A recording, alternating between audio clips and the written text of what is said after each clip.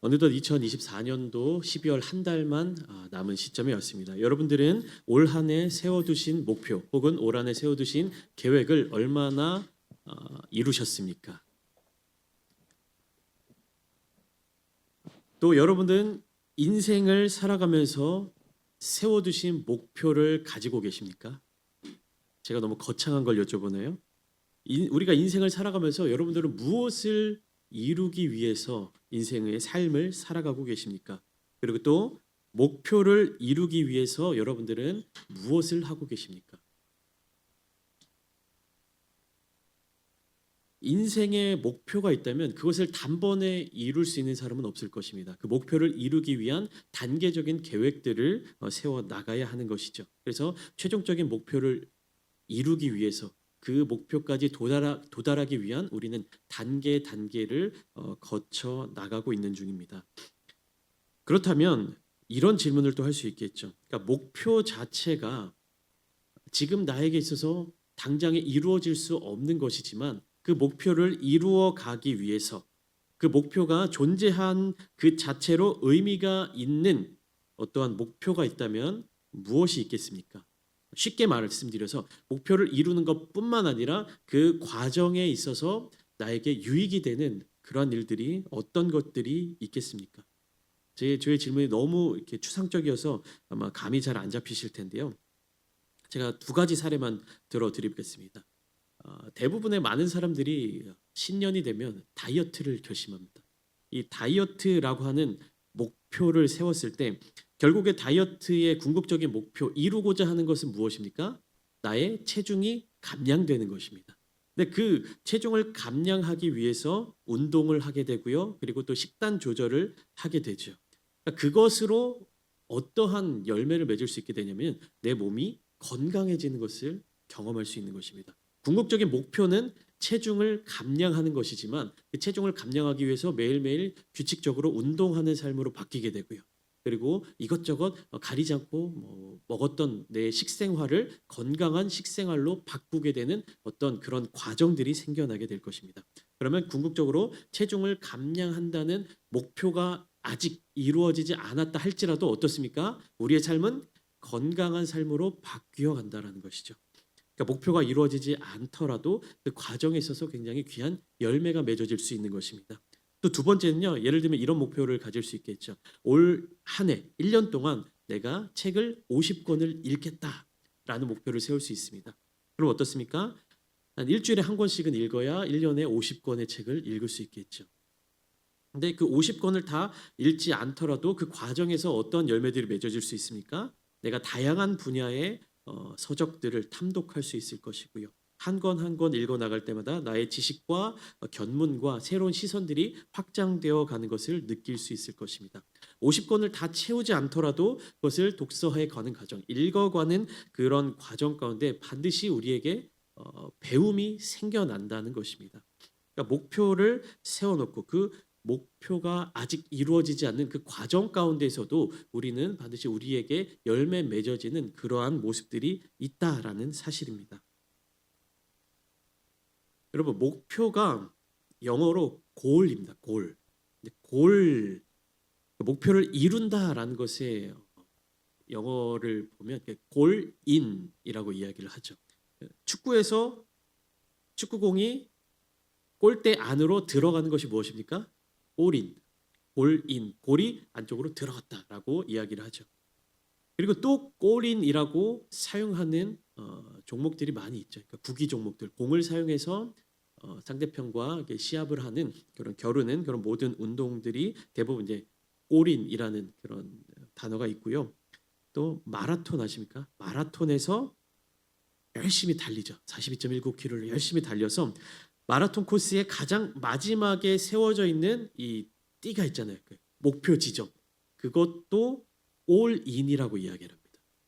그러니까 축구에서도 공이 들어가는 건 마라톤에서 결승 도착점의 이름도 올인입니다. 그리고 또 운동뿐만 아니라 스포츠뿐만 아니라 우리가 사업을 할 때에도 비즈니스를 할 때에도 비즈니스에서 어떠한 세워둔 목표치 그 성과를 달성한 것도 우리는 골인이라고 이야기를 합니다. 이처럼 골인이라고 하는 것은 목표를 이루었다라는 뜻이죠. 그래서 오늘 본문을 살펴보면 빌립보서 3장에서 바울은요, 뭐라고 이야기를 하고 있냐면 나는 나의 목표를 따라가고 있을 뿐이다. 그리고 아직 그 목표를 이루지 못했다라는 것을 강조하고 있습니다. 그러니까 자신은 아직 목표를 이루지 못했다. 그 목표를 향해서 달려가고 있는 사람이다라는 것을 강조하고 있는데요. 이것을 강조하는 이유는 무엇이냐면요. 바울의 적대자들이 있었습니다. 바울은 잘못된 지도자다. 바울은 잘못된 종교적 리더다. 그래서 바울의 어떤 그런 모습들은 잘못된 것이다라는 주장하는 대적자들이 있었습니다. 바울은 그 대적자들, 바울을 반대하는 자들을 경계하고자 했던 것입니다. 왜냐하면 바울을 반대했던 사람들은 무엇을 주장했냐면 자신들은 이미 얻었다라고 주장하고 있었다는 것입니다. 자신들이 이미 그것을 이루었다라고 이야기했던 것이에요. 그게 성경 속에서는 무엇인지 구체적으로 나타나 있지는 않습니다. 그런데 바울이 있고요, 바울의 대적자들이 있습니다. 이 대적자들이 바울을 향해서 우리가 목표한 것, 그리스도인으로서 우리가 이루어야 할 그것을 이미 이루었는데 바울 저 사람은 이루지 못했다라고 주장하고 있는 것입니다. 그러면 평범한 사람들이 볼 때 누가 더 대단한 사람처럼 보입니까? 목표를 이룬 사람, 목표를 이루지 못했다고 이야기하는 사람. 평범한 사람들이 볼 때는 목표를 이룬 사람들이 더 대단해 보이는 것이죠. 그러나 바울은요, 이 빌립보서를 통해서 목표가 무엇인지, 그리고 우리가 그 목표를 향하여 나아가는 과정을 어떻게 살아가야 하는지에 대해서 구체적으로 이야기하면서 빌립보 교회 성도들이 올바른 그리스도인으로서 성장해 나갈 수 있도록 권면하고 있는 것입니다.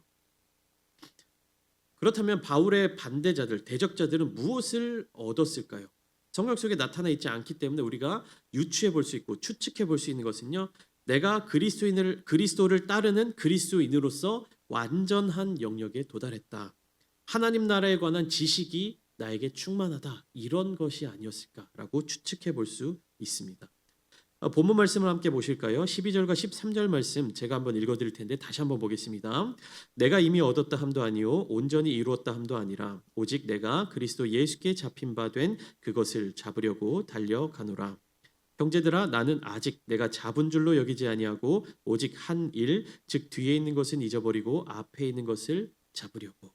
바로 이렇게 기록하고 있는데 13절에서 잡는다라는 단어를 사용하고 있습니다. 무엇을 잡느냐? 이것은 12절에서부터 이어지는 내용으로서 전체 맥락에서 파악해야 합니다. 바울은 12절에 자신은 아직 얻지도 못했고 온전히 이루지도 못했다라고 고백하고 있습니다. 그러면서 여전히 무엇인가를 위하여 달려간다라고 말하고 있는데 그리스도 예수께 잡힌 바 된 그것을 잡으려고 달려간다라고 말하고 있습니다. 이 한글 성경에는 이렇게 목적어가 생략되어서 번역되어 있기 때문에 이 내용이 정확하게 와닿지 않는데요. 원어의 느낌대로 간략하게 제가 해석을 해드리면 예수 그리스도께서 우리를 붙잡아 주시는 은혜를 통하여 바울 자신도 그리스도를 붙잡는 삶을 살아낼 수 있다라는 고백입니다. 그러니까 예수님께서 나를 붙잡아 주시는 그 은혜로 말미암아 내가 예수님을 붙잡을 수 있다라고 고백을 하고 있는 것입니다. 바울은 이러한 은혜를 택함 받은 삶, 그리고 부르심을 받은 삶, 이러한 문장으로 표현하기도 합니다. 그래서 바울 서신, 바울이 쓴 이 성경들을 살펴보면 부르심이라는 단어가 자주 보이는 것을 알 수 있습니다. 오늘 보면 14절에도 부르신 부름의 상이라는 단어가 기록되어 있죠. 그러니까 무엇입니까? 예수님께서 나를 붙잡아 주시는 그 은혜, 그것으로 말미암아 바울은 무엇을 한다는 것입니까? 나도 예수님을 붙잡는다라고 이야기를 하는 것입니다. 그래서 이 바울 서신들을 통해서 우리가 신앙생활의 어떤 과정 가운데 오해할 수 있는 것이 있어요. 예수님이 나를 붙잡아 주시니까 나는 구원받았어라고 확신하는 것. 그러니까 선택, 예정론 이런 것들이 우리가 그 신학적인 이론들을 깊이 파고들고 성경을 깊이 묵상하지 않으면 오해할 수 있다는 것이에요. 무엇입니까? 그리스도께서 나를 선택해 주셨기 때문에, 그리스도께서 예수님께서 나를 붙잡아 주셨기 때문에 나는 구원받았다라는 확신을 갖게 된다는 것이. 근데 바울이 이야기하는 것은 무엇입니까?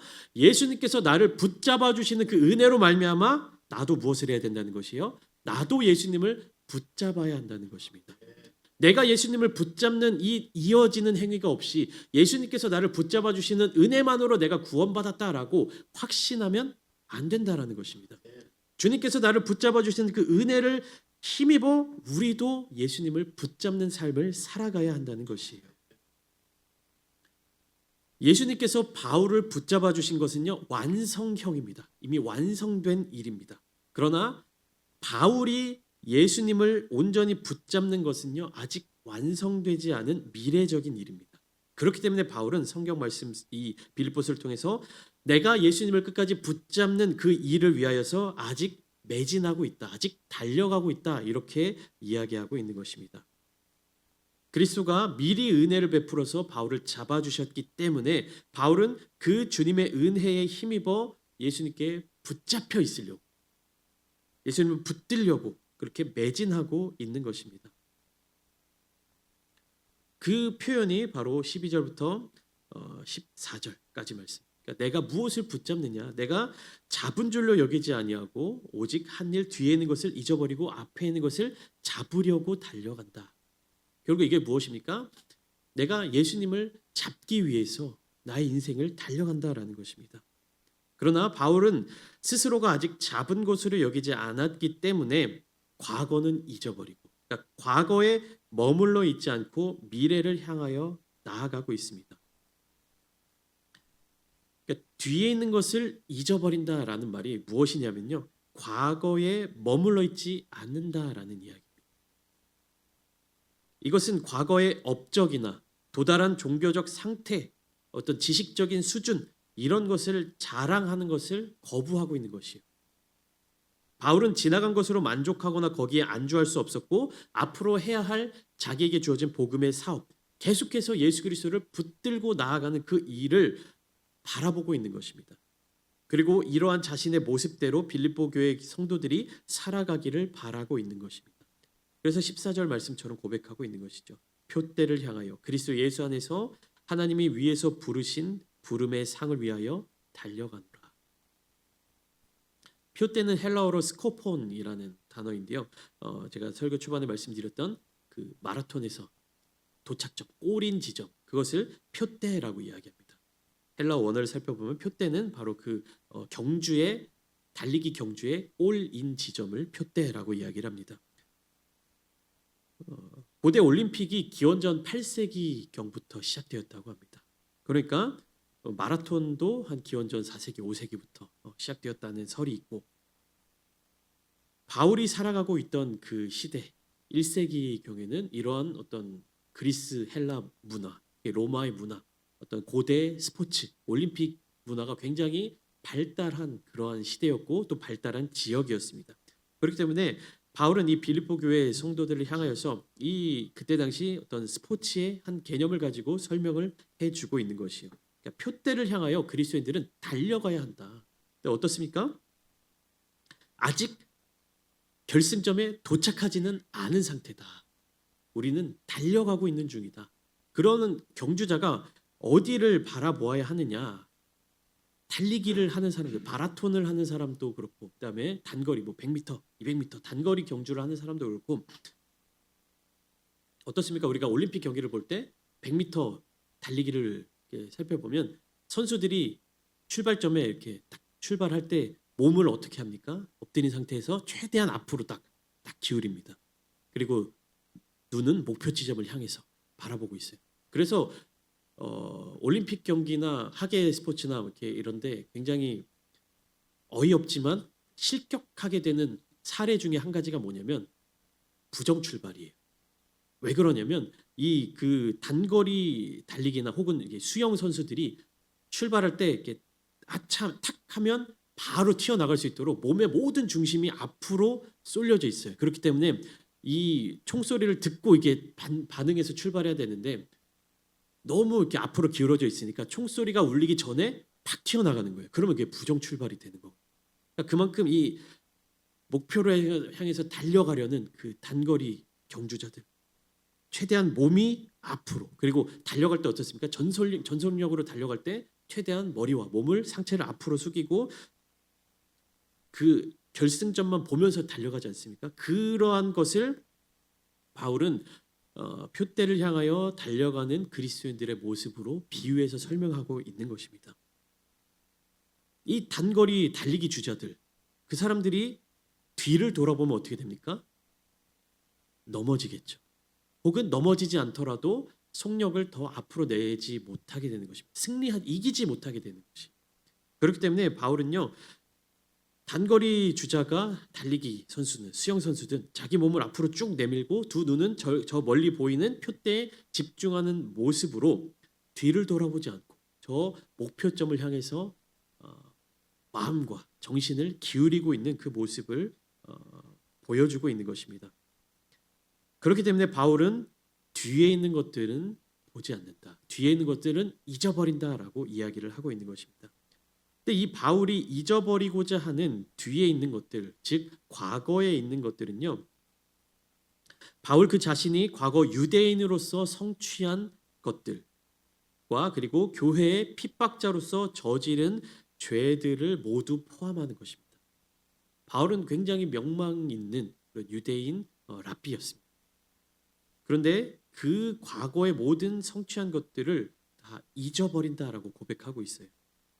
여기에서 중요한 사실은 뒤에 있는 것들을 잊어버리는 이 모습은 성공한 모습과 실패한 모습 모두를 포함하고 있다는 것입니다.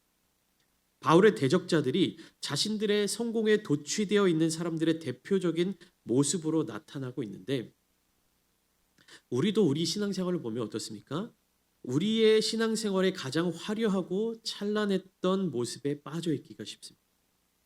나의 지금의 신앙의 모습이 아니라 무엇입니까? 내가 과거에 얼마나 기도를 많이 했고, 내가 과거에 얼마나 기도 응답을 많이 받았고, 내가 과거에 금식 기도를 어떻게 했고, 내가 예전에 성경 통독을 어떻게 했고, 내가 예전에 신앙생활을 어떻게 했고, 교사로서 섬기고 교회에서 봉사를 얼마나 많이 했고, 여기에 매여 있는 성도들이 있다는 것입니다. 현재의 내 모습을 정확하게 바라보지 못한 채 과거에 멈춰 있게 된다면 그것은 온전함과는 거리가 먼 상태입니다. 쉽게 예를 들어서 예수님의 제자들이 예수님의 죽음 이후에 숨어 있고 좌절해 있던 상황 속에서 부활하신 예수님이 제자들을 찾아와 주셨습니다. 그때 예수님을 만난 제자들의 그 감격, 제자들의 그 기쁨, 그 인생의 엄청난 사건이지 않았겠습니까? 그 순간 얼마나 신앙적인 절정감을 느꼈을까요? 그러나 제자들이 부활하신 예수님을 만난 그 순간의 감격과 성취에 머물러 있었다면, 거기에 만족하고 있었다면, 그것이 내 인생의 어떤 신앙의 최고의 경험이다라고 머물러 있었다면 이후에 승천하신 예수님을 보지 못했을 것입니다. 또 성령 충만함도 받지 못했을 것입니다. 함께 모여 기도하지도 않았을 것이고, 예수님께서 내가 너희에게 줄 것을 기다리라 하는 말씀도 듣지 못했을 것이고, 그럼 어떤 일이 발생합니까? 사도행전이 이어지지 못한다라는 거예요.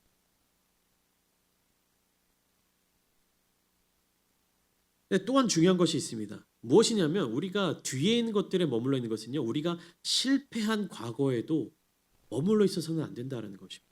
우리가 인생의 수많은 실패와 좌절들을 겪으면서 이 자리까지 왔습니다. 그런데 그 중에서는 정말 뼈아픈 실패, 정말 나의 과거의 뼈아픈 실수는요, 아직까지도 우리의 삶에 발목을 잡는 일들이 많아요. 그때 그렇게 하지 말았어야 되는데, 그때 그렇게 하면 안 됐었는데, 그때 이렇게 했었어야 되는데 라는 후회가 우리의 삶의 자리 가운데 여러 가지 발목을 잡게 되는 일들이 많이 있습니다. 여러분들의 마음 가운데도, 여러분들의 지금 삶의 순간 가운데도 내가 그때 그 선택을 하지 않았더라면, 내가 그때 이게 아니라 이걸 선택했더라면 내 인생이, 내 삶이 조금 더 나아지지 않았을까라는 후회를 한두 가지씩은 꼭 갖고 계실 것입니다. 저 또한 그런 일이 왜 없겠습니까? 그러나 바울은요, 우리가 과거에 실패했던 모습에도 매여 있어서는 안 된다라고 이야기를 하고 있는 것입니다. 예를 들면 예수님을 배반했던 제자들이 있습니다. 누굽니까? 가룟 유다와 또 베드로도 예수님을 배신했죠. 가룟 유다는 어떻게 했습니까? 예수님을 배신했다는 그 사실에 매여서 이겨내지 못하고 스스로 목숨을 끊게 되었습니다. 그것으로 가룟 유다는 그 인생, 그 삶, 예수님의 제자로서의 모든 것들이 거기에서 멈춰버렸습니다. 그러나 예수님을 모른다라고 부인했던 베드로 어떻습니까? 다시금 예수님을 만나서 자기의 과거에 예수님을 배반하고 예수님을 배신하고 모른다 했던 그 일들에 매여 있고 묶여 있고 거기에 머물러 있는 것이 아니라 예수님께서 네가 나를 사랑하느냐? 그 질문에 대해서 예, 주님, 내가 주님을 사랑하는 것을 주께서 아시나이다. 주님을 향한 사랑의 고백을 한 베드로는 어떠한 삶을 살았습니까? 이후에 누구보다도 더 열정적으로 누구보다도 더 주님을 사랑하는 그런 삶을 살아가는 것을 우리가 알게 되었습니다. 여러분, 우리는요 과거의 모습에 매여 있어서는 안 됩니다. 과거에 머물러 있어서는 안 됩니다. 그것이 성공적인 과거의 모습이든지 아니면 우리가 처절하게 실패한 과거의 모습이든지. 바울은 어떤 사람이었습니까? 그리스도를 믿는 그리스도인들을 잡아다 죽이는 일에 앞장섰던 사람입니다. 죄인 중에 괴수라고 고백하지 않습니다. 그러나 바울은 과거에 자기가 유대인으로서 바리새인으로서 높은 위치에 있었던 것도 다 잊어버리고 뒤로 보내고 자기가 그리스도인들을 핍박했던 그 일들도 과거의 것들로 흘려보내고 무엇을 향하여 달려가고 있는 것입니까? 내가 그리스도 주 예수께 받은 사명, 복음을 증거하는 일에 매진한다라고 고백하고 있는 것입니다. 여러분, 과거에 머무르지 마십시오. 성공한 일이든 실패한 일이든 여러분들의 마음을 붙잡고 있는 그것들을 이제는 놓으시기 바랍니다. 우리의 신앙생활에 있어서 주님께로 더 가까이 나아가는 것, 주님께서 우리를 붙들어 주시는 그 붙드심, 그 은혜를 힘입어서 우리도 주님을 향해 나아가야 할 줄 믿습니다. 여러분들을 과거에 계속해서 머무르게 만들고 여러분들의 신앙생활에 있어서 계속해서 후회를 남기게 만드는 그 존재는 누구입니까? 사탄이죠. 우리를 주님께로 더 가까이 나아가지 못하도록 붙잡는 존재는요, 우리의 영을 타락시키려는 존재들입니다. 너 과거에 그런 잘못 저지른데, 너 과거에 그런 사건이 있는데 예수님은 그렇게 믿을 수 있겠어? 네가 주님께 쓰임 받을 수 있겠어? 네가 그렇게 신앙생활을 한다고 해서 네가 달라질 수 있겠어? 라는 생각이 드는 그런 모든 것들을 물리치셔야 합니다. 주님께서는요 우리를 붙들어 주셨습니다. 우리는 주님께서 우리를 붙들어 주시는 그 은혜만을 힘입어서 주님을 붙들며 나아가야 합니다. 15절 16절 말씀을 보시면 온전히 이룬 자라 칭함받는 자들의 모습을 바울은 소개하고 있습니다. 바울의 기준에 따르면 이 땅에서 온전히 이룬 사람은 없습니다. 그런데 바울은 15절에서 온전히 이룬 자의 생각을 나누고 있습니다. 이 말의 실제적인 의미는 우리가 이 땅에서 온전함을 이룰 수 있는 사람은 없지만 온전히 이룰 수 있는 방법은 있는데 그것이 무엇이냐? 모든 것에 있어서 그리스도를 의지하는 것이다. 그렇게 지금 나는 온전하지 않지만 내가 그리스도를 의지하고 있다면 나는 온전히 이룬 자와 같다라고 빌립보 교회의 성도들을 격려하고 있는 것입니다. 흔들리지 마라. 너희는 지금 예수 그리스도께 붙잡힌 바 된 그 삶을 살아가고 있다. 설교 초반에 말씀드렸죠. 우리가 체중 감량, 다이어트라고 하는 그 목표를 세웠습니다. 그러나 내가 지금 체중 감량을 하지 못했다 할지라도 제가 지금 인생 최고 몸무게를 찍고 있습니다. 결혼하고 한 10kg, 15kg 쪄가지고 인생의 최고점을 찍고 있는데 어떻습니까? 제가 단기간에 살을 한 15kg, 20kg 다시 뺄 수는 없잖아요. 그렇지만 내가 체중 감량을 목표로 건강한 삶을 살기 위해서 매일 운동하고 좋은 음식을 먹고 이렇게 하는 그 자체가 어떤 삶이 되는 겁니까? 나에게 있어서 건강한 삶이 되잖아요. 우리의 신앙생활도 마찬가지예요. 그리스도의 완전함을 우리는 인간의 몸으로 이룰 수 없습니다. 그러나 우리가 그 그리스도의 완전함을 바라보면서 하루하루의 삶을 주님께 붙들림 받은 그 삶을 살아간다면 우리가 체중 감량을 위해서 다이어트를 위해서 하루하루를 건강하게 살아가는 것처럼 우리의 신앙이 그리스도 안에서 건강한 삶을 살아갈 수 있다는 것입니다. 여러분 그 삶을 붙드시며 나아가십시오. 내가 지금 나의 신앙의 수준이 이것밖에 안 돼. 내 수준이 이것밖에 안 돼. 내가 수십 년, 내가 몇 년이나 예수님을 믿고 신앙생활을 했는데 내 수준이 이것밖에 안 돼. 좌절하지 마십시오. 하루하루의 삶을 주님을 붙들고 기도하시고 말씀을 붙잡으시고 그 가운데서 주님께서 주시는 그 하루하루의 은혜를 누리면서 살아가십시오. 그것이 예수님께 붙들림 받은 삶을 살아내는 것입니다. 흔들리지 마십시오. 바울은 빌립보 교회 성도들에게 흔들리지 말라고 권면의 메시지를 보내고 있는 것입니다. 그러면서 17절 말씀처럼 형제들아 너희는 함께 나를 본받으라. 바울은 이렇게 고백하고 있습니다. 바울은 자신을 본받으라고 말하고 있습니다. 저는 이 본문을 묵상하면서 다른 어떠한 수많은 글보다도 저를 당황하게 만드는 메시지였습니다. 신앙과 가치, 윤리 도덕적 성품, 또 경건 생활과 태도, 이런 모든 분야에 있어서 자신을 본받으라고 자신 있게 말하는 목회자는 많지 않을 겁니다. 이런 목회자의 설교가 진짜 설교가 아니겠습니까? 자신의 삶으로 본을 보이는 설교자. 바울은 그렇게 얘기하고 있어요. 자신 있게 너희는 나를 본받으라. 저는 이런 바울의 메시지를 보면서 너무나 많은 회개를 하게 됐습니다. 나의 삶으로 본을 보일 수 있는 목회자가 되어야 하는구나. 여러분, 그런 사람이 어떤 사람입니까? 예수님이 말씀하셨죠. 나를 따르라. 그 나를 따르라 말씀하신 예수님을 온전히 따르는 바울이었기 때문에 바울도 빌립보 교회 성도들을 향해서 나를 따르라, 나를 본받으라 이야기하고 있는 것입니다.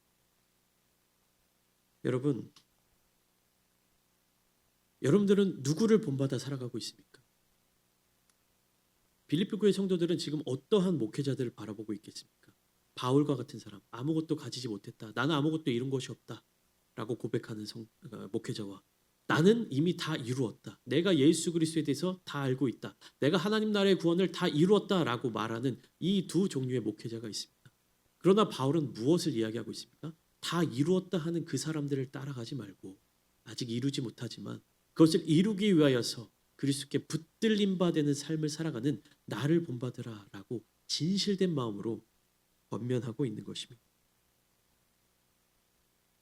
여러분, 우리는 이 땅에 살아가고 있지만 하늘의 시민들로서 주 예수 그리스도를 기다리며 살아가고 있습니다. 이 땅에서 다 이루었다라고 이야기하는 사람들은요, 19절 말씀처럼 그들의 마침은 멸망이요 그들의 신은 배요 그 영광은 그들의 부끄러움이 있고 땅의 일을 생각한다라고 바울은 이야기하고 있습니다. 그러나 아직 나는 다 이루지 못했다라고 고백하는 바울은요, 하늘의 것을 바라보며 살아가고 있다라고 고백하고 있습니다. 우리 20절, 21절 말씀 한번 함께 읽고 말씀을 마무리하도록 하겠습니다. 20절, 21절 말씀입니다. 시작. 그러나 우리의 시민권은 하늘에 있는지라.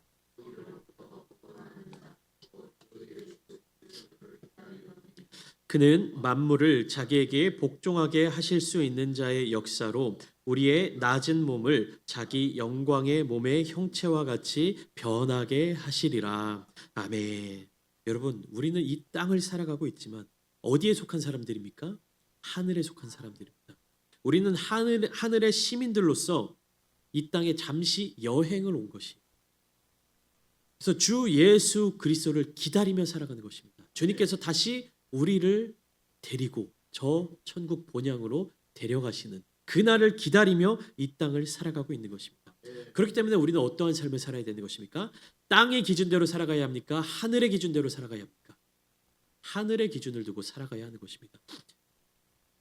빌립보 교회가 있는 이 빌립보 지역은요, 로마의 퇴역 군인들, 로마 시민들이 살고 있지만 빌립보 도시의 모든 주변은요, 아직 로마의 문화가 닿지 않는 야만인들, 이방인들의 터전이었습니다. 그러니까 빌립보 교회는 어떻습니까? 빌립보라는 도시는 로마 제국에 속해 있었지만 그 주변은 로마 제국이 아닌 야만인들에게 둘러싸여 있는 그러한 어떤 외딴 섬과 같은 그러한 도시였습니다. 그러니까 무엇입니까? 우리 주변을 빌립보 교회 주변은 다 무엇입니까? 로마가 아닌 야만인들이, 이방인들이 다 둘러싸고 있지만 빌립보에 살고 있는 그 사람들은 로마 제국의 시민으로서 명예를 가지고 살아가고 있는 것처럼 우리는 이 땅에서의 삶을 살아가고 있지만 이 땅에 속한 자들이 아니다. 하늘에 속한 하늘의 백성이다. 라는 그 믿음을 가지고 삶을 살아가도록 바울은 권면하고 있는 것입니다. 우리의 태도, 우리의 겉으로 드러내 보이는 모습, 우리의 과거에 있는 것들은 우리가 예수 그리스도를 따르는 그리스도인으로 살아가는 것에 있어서 아무런 방해가 되지 못합니다.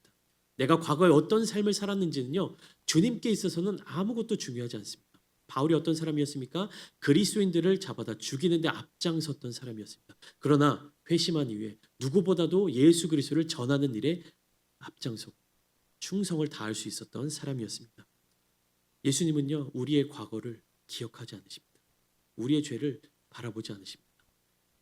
온전히 붙들어 주시는 그 은혜를 힘입어서 주님을 붙드는 자들을 끝까지 함께 동행해 주시는 분이십니다. 사랑하는 성도 여러분, 주님의 은혜를 누리시기 바랍니다. 주님께서 붙들어 주시는 그 은혜를 충만하게 누리시기 바랍니다. 주님께서 내밀어 주시는 그 손을 붙들고 주님과 동행하는 삶을 살아내십시오. 그리함으로 우리가 천국 가는 그날까지 날마다 주님의 은혜를 힘입어 주님과 동행하며 살아가는 모든 성도님들 되시기를 예수님의 이름으로 축원합니다.